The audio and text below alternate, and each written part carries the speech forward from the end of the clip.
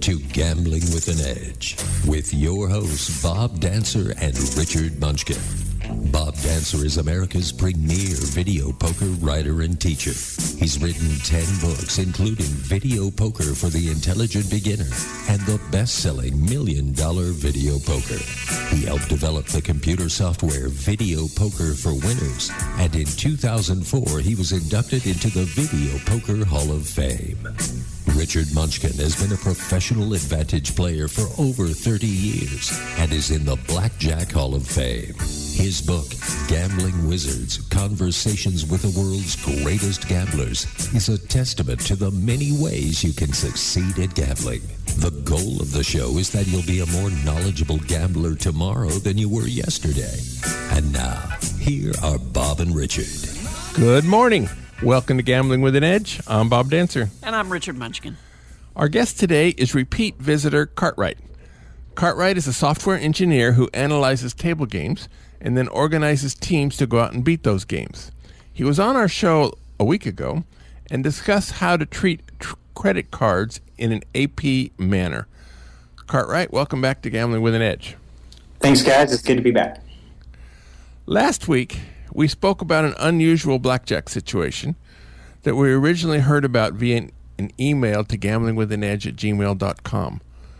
We said last week we discuss another blackjack situation this week, and so we shall.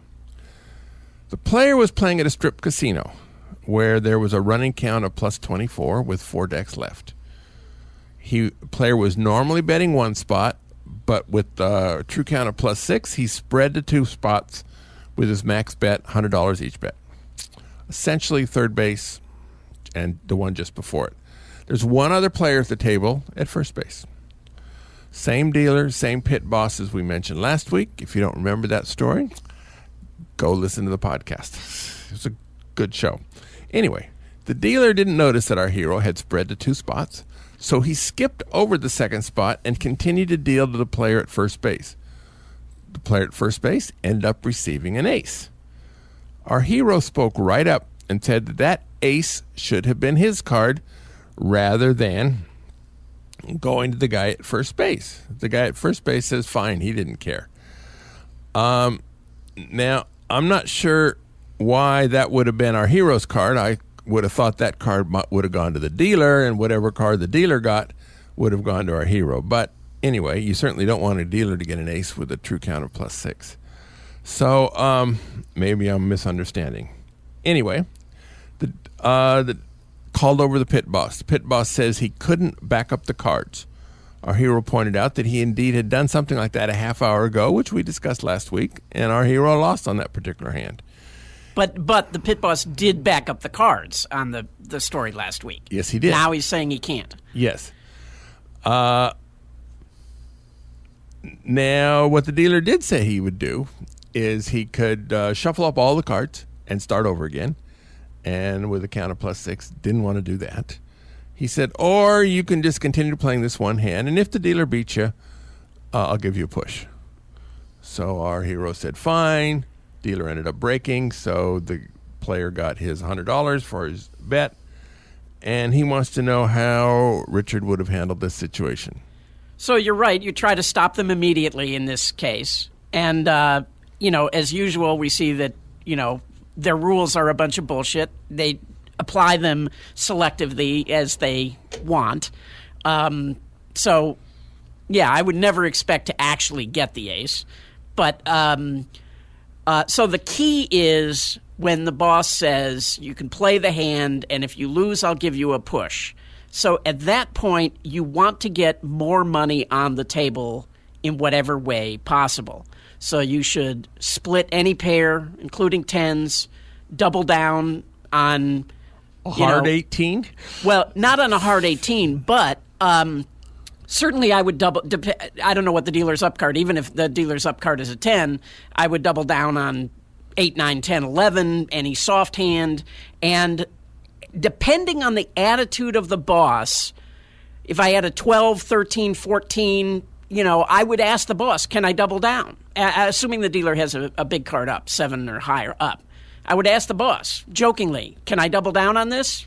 Now, some bosses will think it's funny and say, go ahead, and then I would, Now, if the boss looks at you like, oh, this is an asshole who's just trying to take a shot, then I wouldn't. But I would certainly do the other things. I would split all the pairs and double, and, if you lose the hand, you get a push. So, would you have handled it any differently? No, I think Richard's got the right idea there. I do think this guy seems to be drawing a lot of attention to his play. Pit boss has come on over quite a bit, so I would make sure that I had a very, very friendly attitude and did what I can to make sure that the pit boss liked me and that I was friendly. And I agree, because if the pit boss likes you, he may let you double on the 12 or 13 or whatever. And think it's funny, Well, and he's also over there quite a bit, and so I'm disrupting whatever else he's doing twice now in 30 minutes, and so maybe I that's just want to make sure he's not too annoyed with me.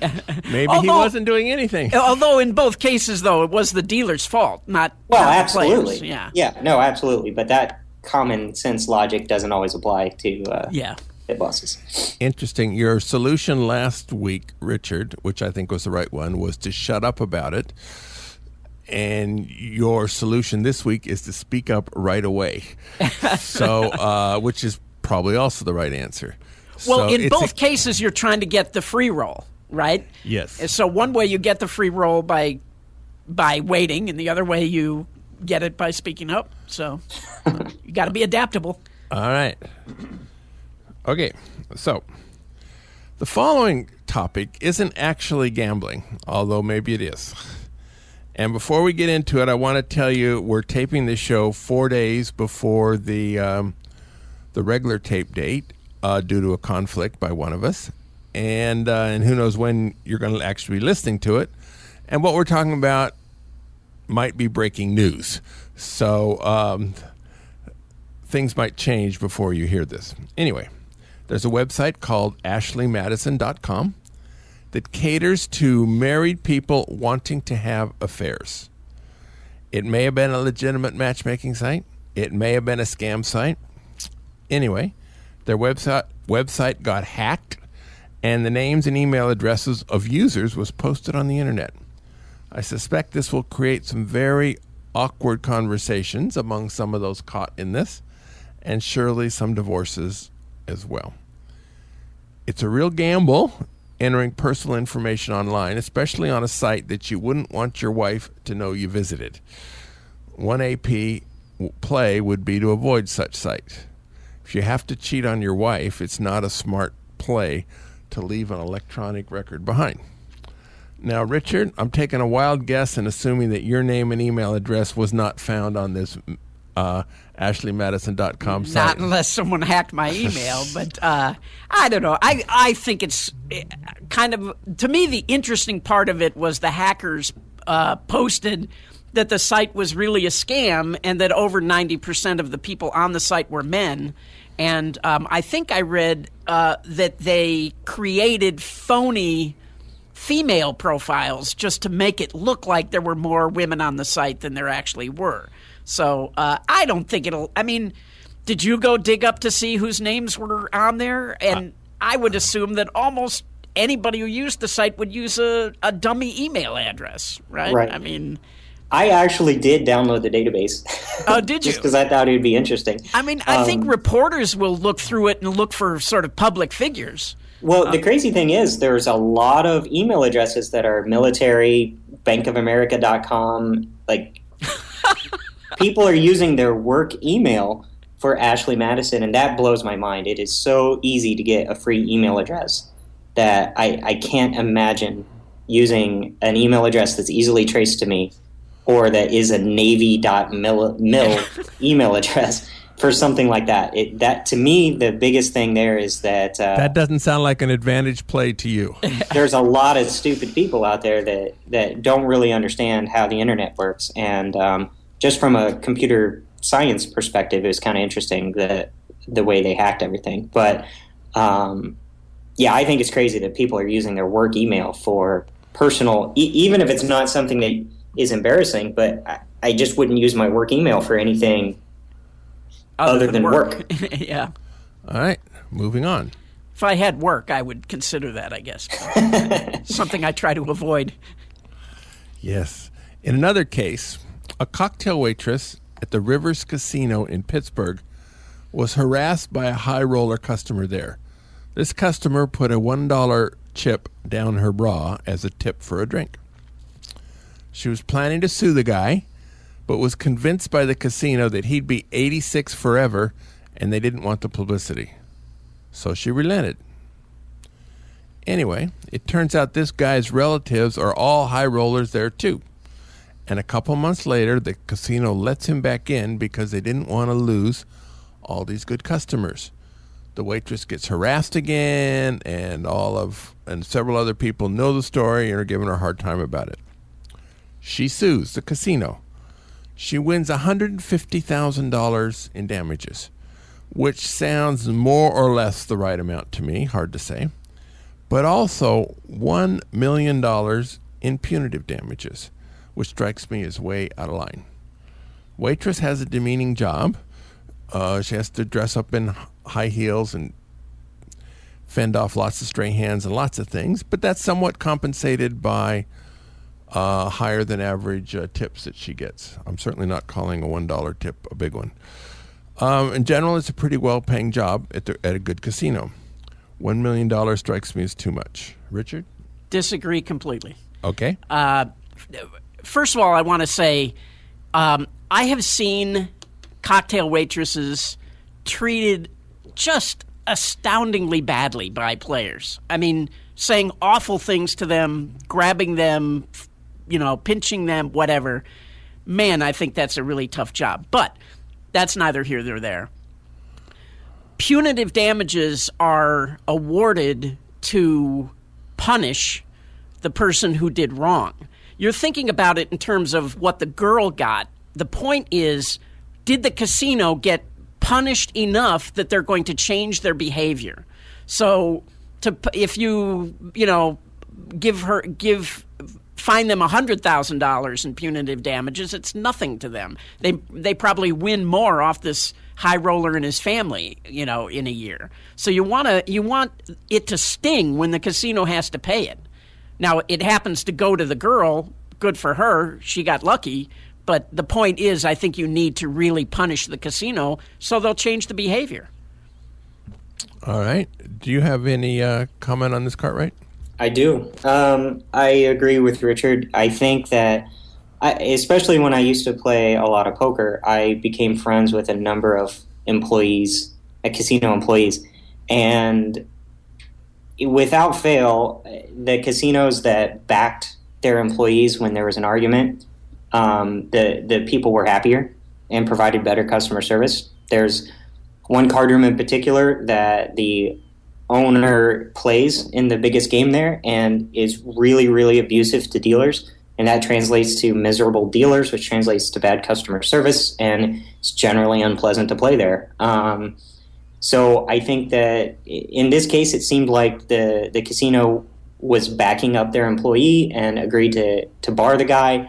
And then when they reneged on that deal, I think that they should be punished. I think they need to learn a lesson. And I think the other employees of that casino should make sure that they're holding their feet to the fire for any further abuses of that trust, because I think it's a pretty crappy situation when an employee doesn't feel that their employer has their back. Yeah, there was nothing that would piss me off more when I was a dealer. The thing that pissed me off the most was when you had a really abusive player and the bosses would do nothing about it. And often I would say to a boss, like, why aren't you throwing this guy out? I mean, even if the guy would be betting nickels or something, and they still would put up with it. It's just ludicrous. Right. On a side note, I've already been outvoted 2-1, so let's see if I can add more to it and make it 4-1 or something. In my $1 Million Video Poker autobiography, I told of a situation that happened at a casino I called the Firestone, because at that time I didn't want to name the Four Queens by name. And at this time, it was going to be sold. The slot people really hated their bosses. They had this promotion where they would sign on something like a bingo card. You're supposed to get it every 4 of a kind, and that they were worth maybe $10 per signature on the dollar card. But if you gave them a $5 tip when you gave them your card to sign, they'd accidentally sign 2 or 3. And so this, I thought, was a function of disgruntled employees. And so as APs, it's easier to profit in a situation where the employers hate their bosses, because the employees at that point aren't as interested in protecting the house assets. Richard, do you have any comment on that? Or No, I think that's true. Yeah. Yeah, I agree as well. So it's no longer 2-1 against. I don't know if I feel better or worse about that. Anyway, let's go on. There's an article last Thursday that said casinos have been tightening slot holds, and they're losing money by doing it.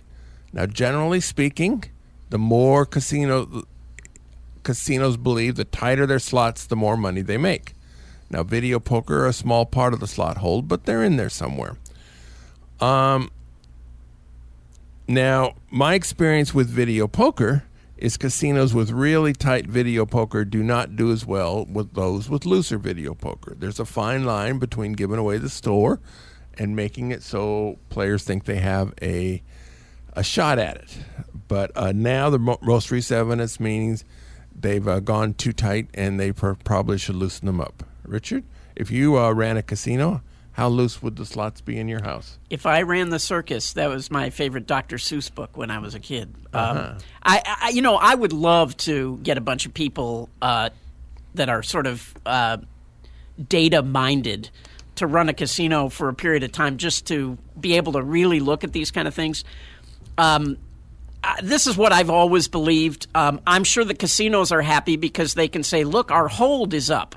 The amount of money you won is down, but the hold is up, and I guess they can show that to their shareholders, and maybe somebody cares. We have that guy who wrote the book about Gary Loveman on, and he told the story about how Gary Loveman had this brilliant realization that players couldn't tell when the slots were holding more money, so he raised the hold on all the slots in the Caesars properties. Well, now we see what his experiment wrought, right? I mean, they make less money. Well, Gary Loveman's, that particular incident, he was in an elevator and listening to a husband and wife talk about their current experience. Yeah. So he had one data point. Yeah. So anecdotal data. But he said he did do an experiment on the casino floor where he put 2 slots next to each other that were the same slot, and they had different holds. But boy, I would love to see how he actually conducted that experiment and over what period of time. And my guess is they're not interested in showing you that information. Well, yeah, I agree. But here's the other thing. I mean, the strip casinos, did I say this on the last episode? They feel as if their players are hostages, right? And so they're going to play whatever game you put in front of them. And I think it's just not true. They're not going to play as much. So if I ran the casino, I would have super loose games. And here's the other thing. Many people come to Las Vegas with a fixed gambling budget, right? Say it's $500, and they're going to play until they lose that $500. Well, if they're here for 3 days and it takes them 2 hours to lose the $500, or in another casino it takes them 8 hours to lose the $500, well, they're much more likely to come back to my casino where they got to play for 8 hours instead of 2. I mean, that's what happens with the looser games. And also, you get some locals who might come to a strip casino if you loosen them up, right? None of the locals go to the strip casinos because they're all so horrible. Cartwright, you sent us an email kind of generally on this subject about 6 to 5 blackjack and tighter slots and stuff in Las Vegas. Do you remember what you wrote? Yeah, I think that, last week we were talking about the 2 times odds on craps. I think you can bundle that with 6 to 5 blackjack and tighter slots. It's my opinion, and from what I can see, that the strip casinos have basically given up on gaming being their primary revenue source. and have decided to become entertainment destinations instead of gaming destinations. And so I think that there's actually a push, and maybe it's even a point of pride when the show revenue, hotel revenue, restaurant revenue exceeds the gaming revenue. I think that's the direction the wind is blowing on the Strip in Las Vegas.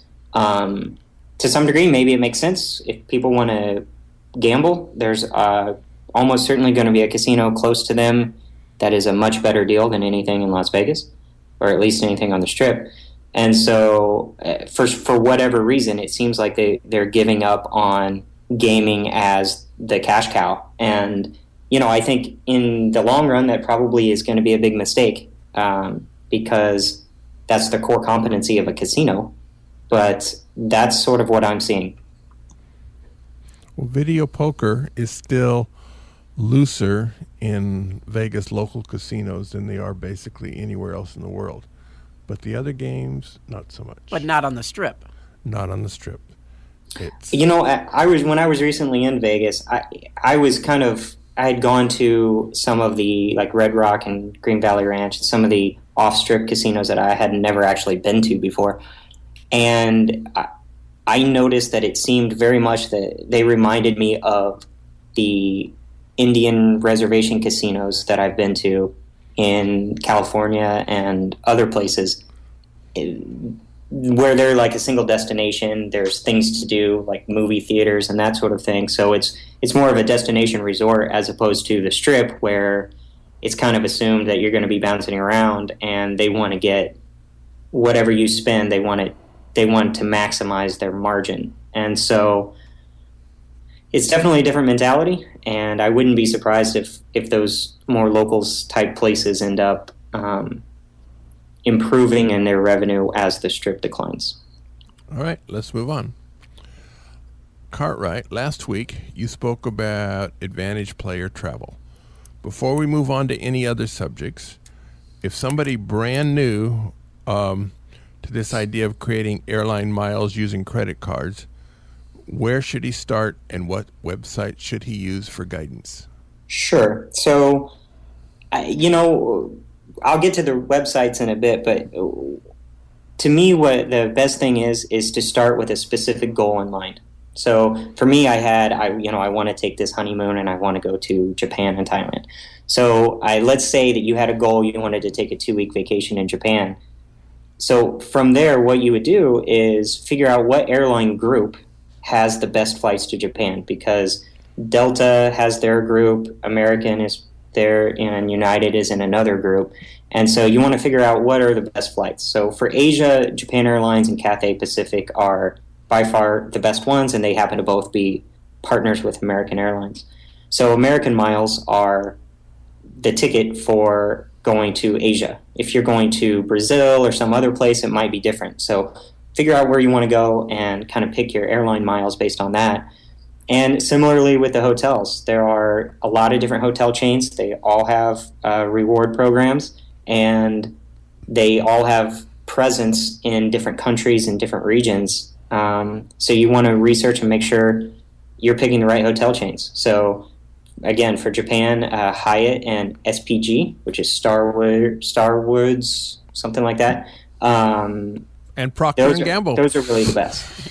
So I wanted to ask you last week, I forgot to, with Hyatt, when you get those cards and you get 2 free nights at any Hyatt in the world, how long do you have before you have to use that? 1 year. Okay. And if you call them, they'll almost always extend it about a month.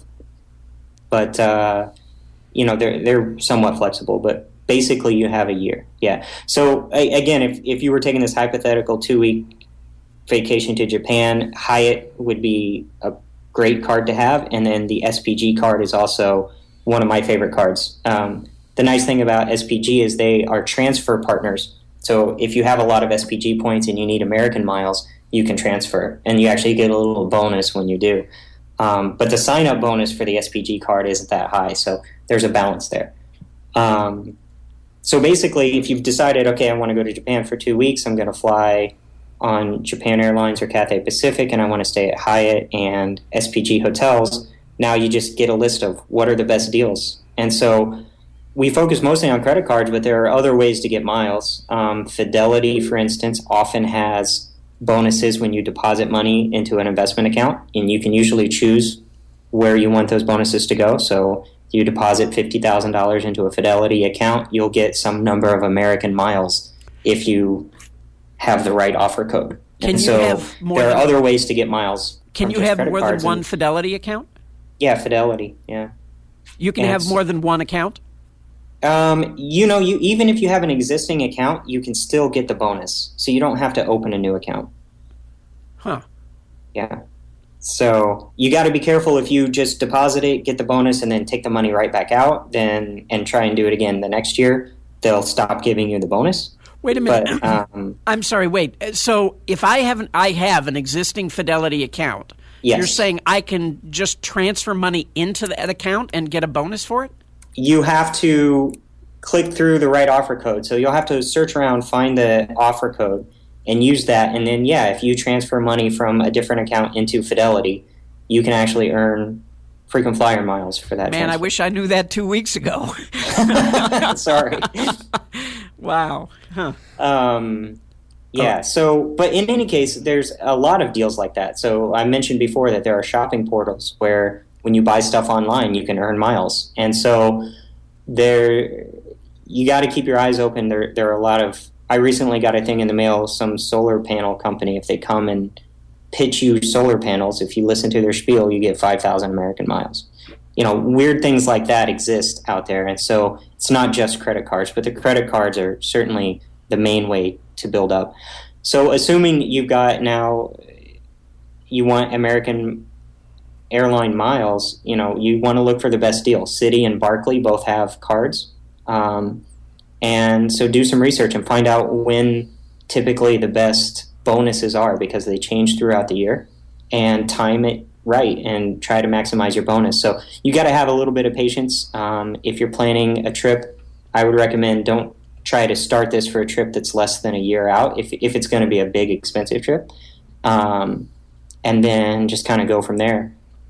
If another point that I want to make, if you want to do domestic travel, I've mostly talked about international, and international is where you get the most bang for the buck. If you want to take a $20,000 round trip first class flight, you're getting pretty good value for the miles. But if you fly domestically, British Airways miles are pretty valuable because they are based on distance instead of like a fixed amount. So if you've got a short flight, you can actually take it with fewer miles than with other airlines.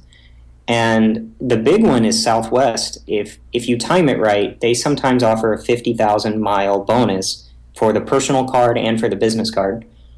And they also have a deal where if you get 110,000 miles, you can get a companion pass, which means that somebody traveling with you gets to fly for free.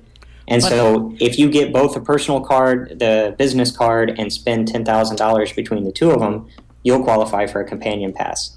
And one of the key things to do is to time that just right so that you get it at the beginning of the year, and you can actually get almost 2 years of companion pass travel. I thought those miles no longer counted toward the companion pass, the credit card. You know miles. what? That's possible. I should qualify. These things change all the time. And right now, the bonus for Southwest is only 25,000 miles. So you couldn't even do it if you wanted to.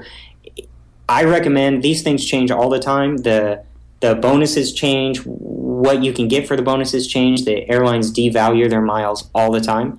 And also the tricks for manufacturing the spend that we talked about, those change a lot too. I mentioned using Bluebird as a way to fund using Visa debit cards. It turns out that there's some Visa debit card bank issuers don't work for American Express Bluebird. Some do. So, and it used to be that any worked. And so these things change all the time. It's hard to keep track. And so, if you're getting started, like I said, what you want to do is make a specific goal, target that goal. Don't try to take on too much at once. And just like casinos, you keep your eyes open because there's lots of different ways to get these miles. All right. Actually, I just want to mention while we're on the subject of credit cards. Okay. I had dinner with some friends last night who were talking about last week's show, and they mentioned that Uber is coming to Las Vegas, maybe within a month, and the Capital One Quicksilver card, if you sign up for that card, you get 20% off of all Uber rides now through April of next year. So there are some other cards that have a similar deal too. So generally speaking, the Capital One cards aren't that great for travel, but yeah. But if you're a big Uber user, with a number of credit cards. So. And I like Uber a lot. And if you work the referral program well, you don't have to worry about paying for Uber. Right. All right, let's bring this back to casinos for some silly reason. You how to behave in casinos is people have different opinions about. Cartwright, you have some of your own ideas. Why don't you share some of those with us?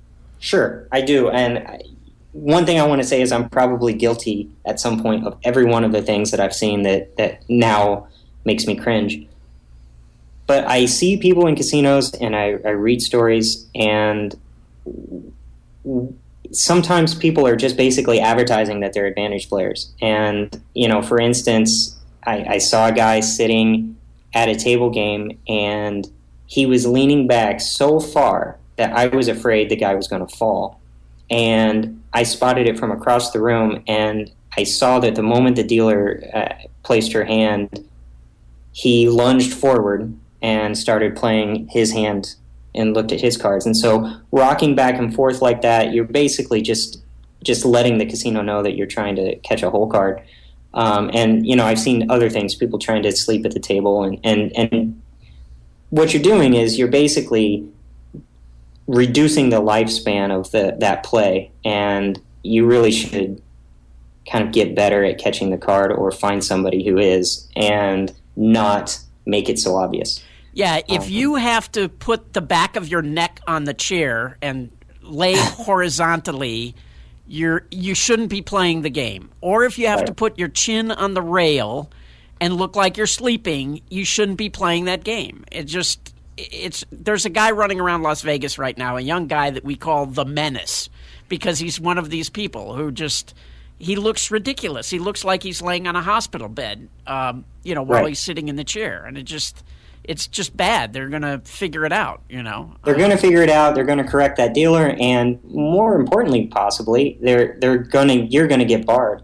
And, in the case of this guy, if he had just looked around the casino a little harder, there was a much, much better play just, 20 feet away that had a higher hourly and was a lot less likely to get picked off. So that's another point is that I really encourage everybody to keep your eyes open. I think that, I've seen people counting cards where, again, the next table over, there's a much higher EV play.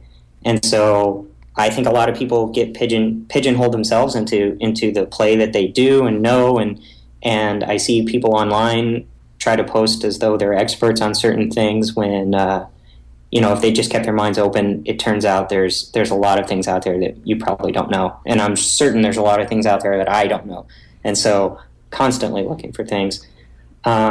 Another thing that bothers me a lot, and this kind of goes back to our conversation earlier, is when players are abusive to staff and to other players.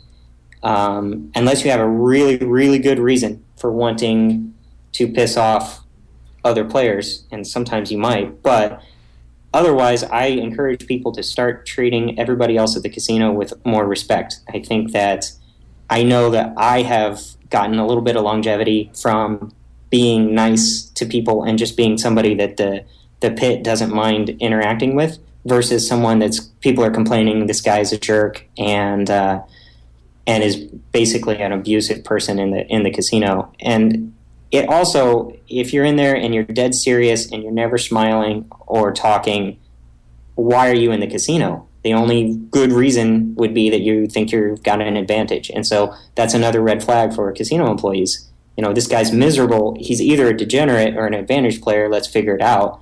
Versus somebody that's in there that's laughing and having a good time and doesn't look like he's paying so much attention. A lot less likely to get a skill check on you if that's how you are behaving. I'm going to disagree with you on that one. I mean, I Okay. think you should be nice to the people, but I think not talking is actually a much better thing. I think everybody in general should talk less. And mainly the reason is because you become a lot less memorable. If you're one of those guys who's talking and joking with everybody and everybody knows your name, they're just, when the time comes that you do get barred, they're just not going to forget you. Sure. Whereas if you're the guy, with your head down that never talks to anybody, I think there are so many degenerates like that they just kind of dismiss you. As long as you're not abusive, you're really just kind of like the wallpaper. Right. You'll go unnoticed. I think that there's a balance, and I think different casinos probably have different types of clientele. So, but yeah, I definitely see your point. And being loud and rambunctious with your friendliness is definitely not not a good idea. All right. What because you will stand up. What about showing off what you know? Well, and this is something I'm certainly guilty of, but I mean, in fact, I can remember one time a player asked the dealer asked me what to do. For some reason, she wanted advice from me, and I told her, and it was hitting a soft 18. And the dealer corrected me, thinking he was correcting me and saying, no, she should stand. And I made it a point, we want to bet and all of this stuff. And looking back on it, I shouldn't have cared so much. I shouldn't have given the lady play advice. I shouldn't have engaged the dealer in a debate on it. And I see this sort of thing pretty often. And it's one of those things where you don't want anyone at the casino to think of you as an expert at anything. And so don't carry yourself or try to prove a point to anyone about what the right move was, what the right play is. Just laugh, smile. If somebody asks me what they should do, I say, look, it's your money, you bet it however you want, and just kind of move on. And so I think that's a lesson that I learned just through retrospect on my play, which is also a valuable thing to do. Anytime you're in a casino and leave, you should think about it, and whether it went well or went poorly or you didn't even get to play. What could you have done differently? How could you have handled it better? What did you miss? Okay. Good advice. Let's move on to some of your gambling stories. Are there any situation in casinos that have either created a lesson for you, either to do or not to do because of something that happened? Sure. I think that I think, again, it's really valuable to stay observant to things going on. I remember once when I was playing blackjack, there was a dealer, she didn't understand how to pay insurance. And so luckily somebody at the table took insurance, and she paid, and she had a blackjack, and she paid the insurance bet and did not take the main bet. And so you take insurance every time. I could figure that one out. And so, I think a lot of people probably would have just shrugged, oh, shucks, she had a blackjack, let's move on to the next hand. But paying attention to what's going on, I saw that, look, she just made a mistake that I like. And so then, anytime insurance was offered, I was jumping at the chance to take insurance. And it went pretty well. And she never got corrected, and for the rest of the night, that's how she did it. And so you're lucky that you didn't fall victim to the helpful civilian who has to show everybody how much he knows and correct the dealer. And that's right. And another story on that, there was in downtown Vegas, there was a bet at one point. I don't know the exact particulars, but if your first two cards were suited, it paid 3-1. And not a very good bet. And so I was watching, and a guy was playing it, and a new dealer came in. He had $5 on the bet. He won, and she gave him $25. And piqued my interest. And so the next thing you know, my friend and I are betting at every big hand on the side bet and not paying attention to blackjack. And we're doing pretty well, and the pit boss comes over. So, of course, we pull our bets back or don't make the next bet. We weren't too obvious with it, but the other people at the table, they weren't paying any attention at all and just kept playing it. And I'm over there praying for nobody at the table to get a suited hand, and eventually someone did, and the pit boss picked it off, corrected it, and, that opportunity was over. And I guess those civilian players just didn't really know that they were getting mispaid. But, I mean, the hilarious thing to me was even after it was corrected, they kept playing the bet. So I guess they just didn't care. But it was another one of those situations where, if people had been thinking about it, and certainly if they were APs, that would have lasted a lot longer. But that was another one that's a lot of fun, and it's just one of those things where, again, you got to pay attention to what's going on. Most people would have just blown off that particular side bet, but by watching what the dealer's doing, it turns out we had a really nice opportunity for a while. I was playing roulette one time and saw the dealer. There's a bet on the edge where you're covering 6 numbers together that pays 5 to 1, and she was paying it 6 to 1. So now I was trying to figure out how many of those bets can I make without it becoming obvious. Like, I can't bet every single one on the layout. And it was going along really well, actually. And then some player showed up at the table and was just one of those guys who had to know everything. And when she started to make the payoff, he was like, no, that bet pays. I'm like, right. It's very, very frustrating. On a slightly unrelated note, speaking of roulette, something that I saw at, I'll say it, Bellagio last weekend or whenever I was there was a guy playing a $1,000 minimum roulette wheel in the middle of the floor, so I'm sure he really liked the attention. But as I was watching, he had $38,000 on the layout and missed and lost it, which that hurts.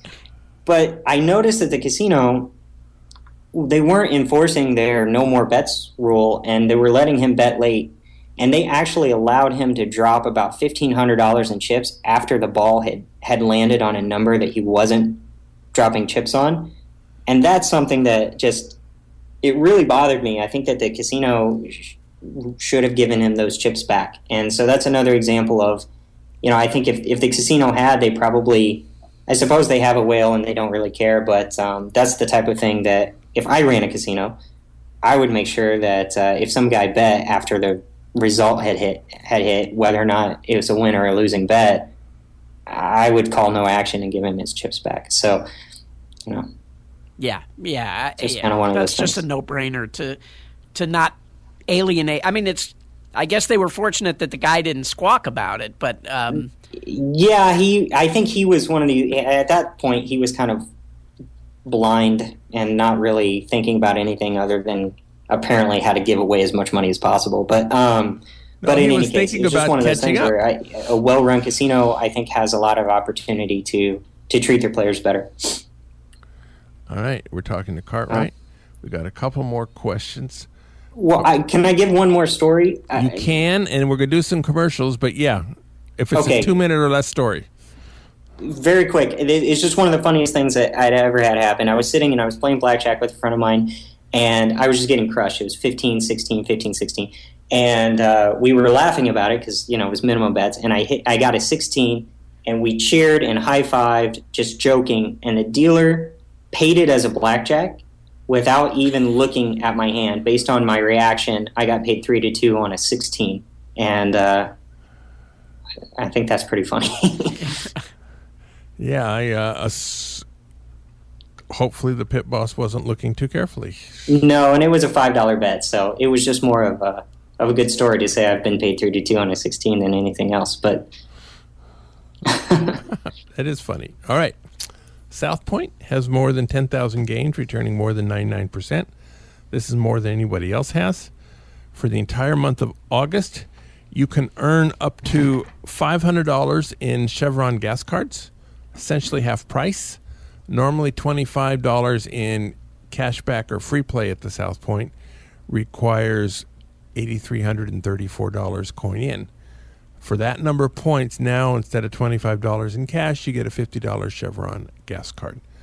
This makes it about double points for the first $83,000 in the month that you play. We have a new video poker class. It's going to be starting September 16th. First class will be Jacks or Better, and we'll have 9 other games. The full schedule is on bobdancer.com. Also coming up, I've seen the preliminary rules for the September promotion, and that is they are going to have weekly drawings on Thursday night where they spin a wheel and 25 players will get called, or they keep calling until they get 25, and the average spin is something like $4,000. You can begin earning tickets Thursday before the 1st of September, and I think it's a limit of $2,000 coin in a day to earn tickets. And so those are the rules I saw a couple of weeks ago, which were preliminary, but it is a very good low roller play for locals. If you can get in there and play $2,000 a day is a reasonable, even a quarter player, that's a couple hours, so it's a reasonable possibility. But it should be starting this Thursday. All right. At the Palms, weekly 7 p.m. drawing on Fridays. Each week the winners share $10,000. Don't need to be there to win. Must collect before midnight. They have multipliers for the number of drawing tickets Friday afternoon and Friday evening. Play for points, PFP, ending Friday in a week. You earn Walgreens gift cards. You earn them at a rate of 0.2% for video poker, 2% for slots. You keep the points. Videopoker.com is the best place to play lots of games. Sign up for a gold membership. This allows you to get correction on most of the games. It's a good place to practice quick quads, for example. They have weekly contest. This week's game of the week is Ultimate X. I'll be teaching the double-double bonus version of that game at the South Point Wednesday, October 7th. Ultimate X is a 10 coins per line game where on this deal you earn multipliers that you get to play off next hand.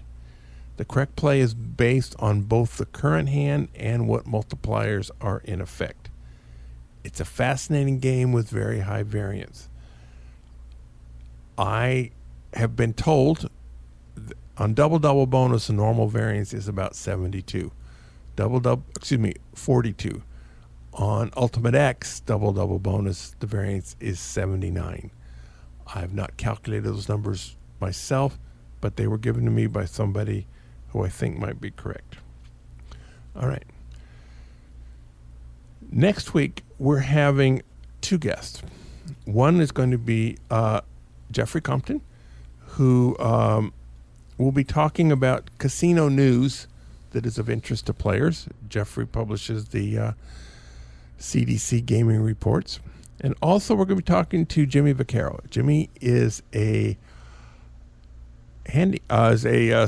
he runs the sports book at the South Point. And so football season's coming up. So Jimmy's going to be here talking about various football situations for the upcoming season.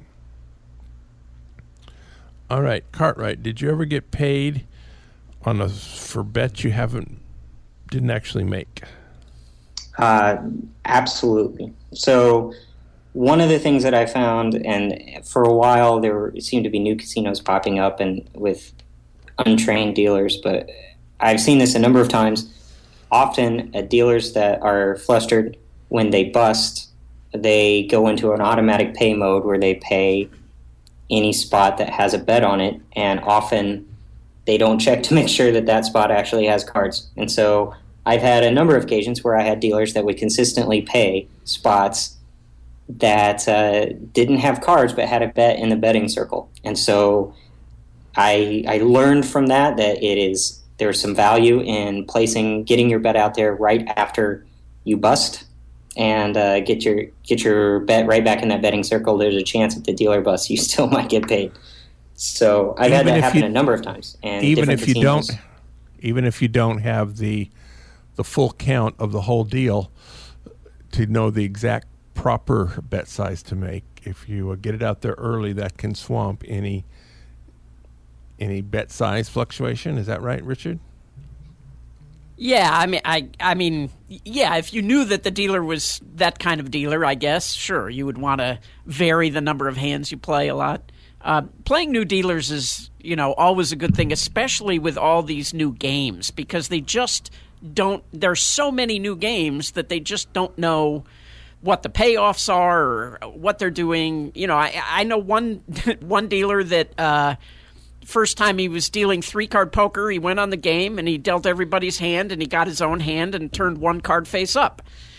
And, dealt 3-card poker with one of the dealer's cards face up for the entire 40-minute set. No boss ever came by and corrected him. 8% advantage or something? No, that's like 3.5 or something. Well, but if you only paid the pair plus, it would be big.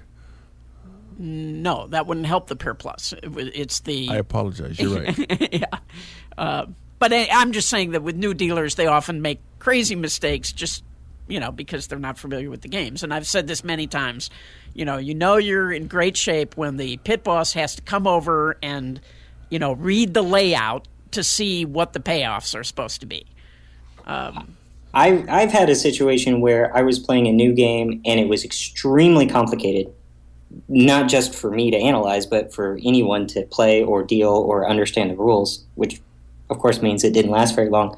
But I actually had a situation where the pit boss came over, had no idea what to do, called someone, that person didn't know what to do, and they pulled out some laminated flow chart that I guess the game designer gave them and had to step through, like box by box, to figure out what the right way to pay that particular situation was. And so, yeah, it was a similar situation where I knew that things were going to go well when they just don't have any idea how the game is played, to the point that they had to bring out the manual and read it for a fairly basic situation. So back to Richard's comment on the 3-card poker, where the dealer is inadvertently turning up one card, and it's going on. How big do you bet? Because if you are betting table max, sooner or later you're going to get a straight flush or something and have to be paid big, and they're going to have to call everything over. So presumably you wouldn't want that if the dealer is dealing wrong. Well, by the time they come over, all the dealer's cards are going to be face up. I would be betting table max. I mean, most places have such a small limit on 3-card poker anyway. But yeah, I would bet. I mean, it also depends on the casino, because you don't want to bet so much that it's something nobody ever bets in that casino. You want to be right sort of at the top of the what they're comfortable with. All right. We got about 20 seconds left, Richard. Where can people get our stuff? We want your questions, so send them to us at gamblingwithanedge@gmail.com, or you can tweet them at me at RWM21. You can get the show delivered to you automatically by signing up at iTunes, Stitcher, YouTube, or my site, richardmunchkin.com. You can see all the old shows at bobdancer.com. All right. Go out and hit lots of royal flushes, everybody. Thank you, Cartwright. Good day. thanks.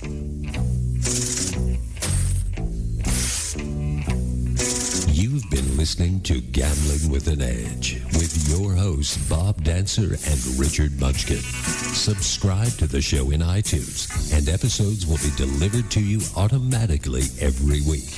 Archived versions of past shows may be found at bobdancer.com and richardmunchkin.com. We welcome emails at gamblingwithanedge@gmail.com. Bob Dancer and Richard Munchkin are both available on Facebook and welcome your questions. The sponsors for the show are the South Point Hotel, Casino and Spa, the M Resort, the Palms Casino Resort, and the website videopoker.com. Join us again next week for another Gambling with an Edge.